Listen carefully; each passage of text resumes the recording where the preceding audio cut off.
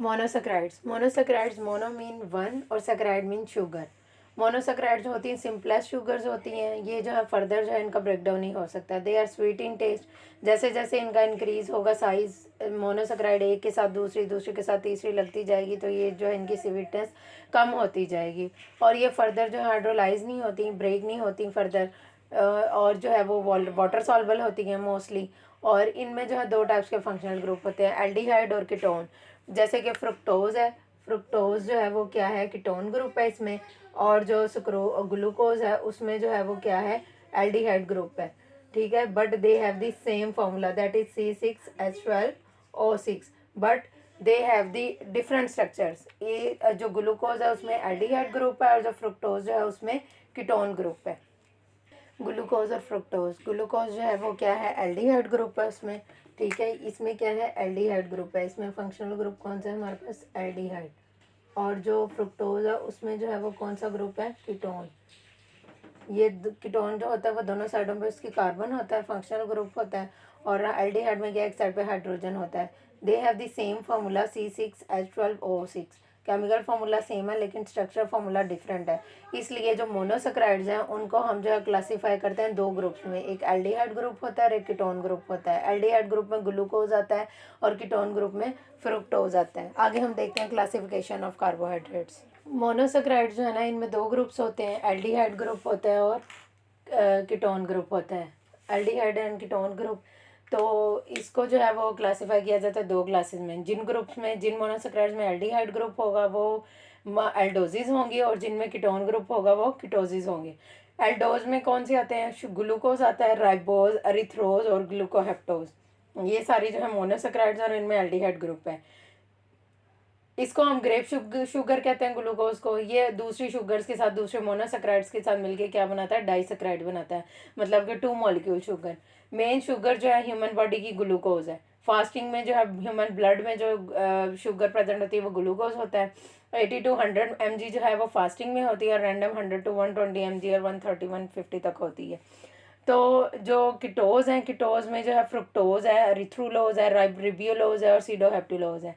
ये जो है कॉमन सोर्स है सुक्रोज, इसकी जो है वो कॉमन सोर्स है।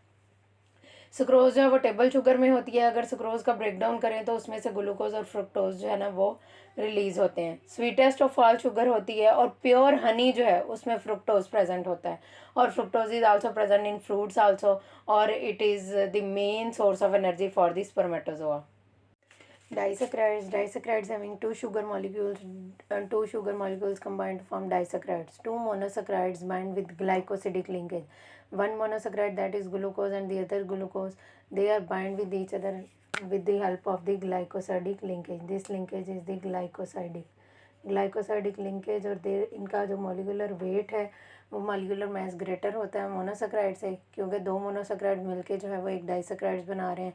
They are soluble in water but less sweet than the monosaccharides. Classification of disaccharides, homogeneous होते हैं और हेट्रोजीनियस होते हैं। अगर दो सेम शुगर मॉलिक्यूल्स बाइंड करेंगे, जैसे कि ग्लूकोज और ग्लूकोज है तो वो माल्टोज बना रहे हैं, तो ये होमोजीनियस है। हेट्रोजीनियस है, हेट्रोजीनियस डिफरेंट शुगर मॉलिक्यूल्स हैं, जैसे ग्लूकोज और फ्रुक्टोज मिलकर सुक्रोज बना रहे हैं, तो ये जो है हेट्रोजीनियस है। तो दो क्लासेस हैं इसमें, homogeneous molecules and heterogeneous molecules. Example के इसकी सुक्रोज है, ग्लूकोज और फ्रुक्टोज जो है वो मिलकर सुक्रोज बना रहे हैं, that is also called screen. Glucose और ग्लैक्टोज मिलके जो है वो लैक्टोज बना रहे हैं, that is the milk sugar that is present in milk. और ग्लूकोज और ग्लूकोज मिलके जो है माल्टोज बना रहे हैं, that is present in the fruit sugar. Polysaccharides, poly mean many and saccharide mean sugar.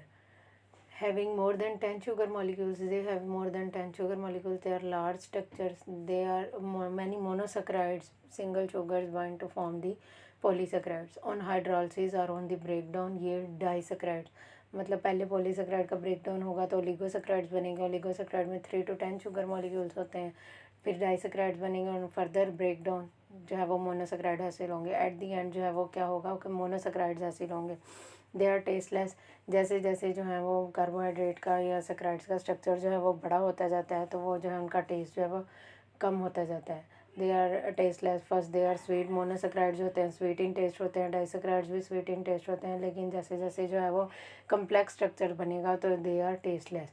Not optically active. Optically active वो substance होते हैं जिनमें से प्लेन पोलराइज्ड लाइट पास करती है, तो वो लाइट को जो है वो रोटेट कर देते हैं, मूव कर देते हैं आइदर टूवर्ड द लेफ़्ट और the right.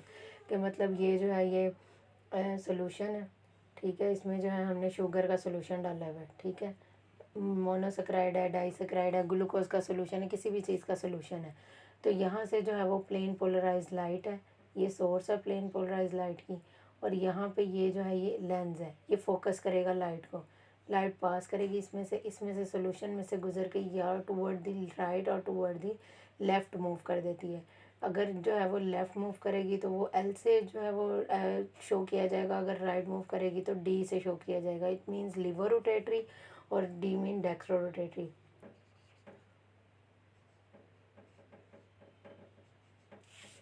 It means it is laevo rotatory और डेक्स्ट्रो रोटेटरी। ऑप्टिकली एक्टिव नहीं होते। नॉट ऑप्टिकली एक्टिव का मतलब है कि ये जो है वो एक प्लेन पोलराइज लाइट होती है जो सोल्यूशन में से गुजरती है, तो सोल्यूशन जो है उसको या लेफ़्ट की तरफ मूव कर देता है, राइट की तरफ मूव कर देता है, उसकी डायरेक्शन को चेंज कर देता है।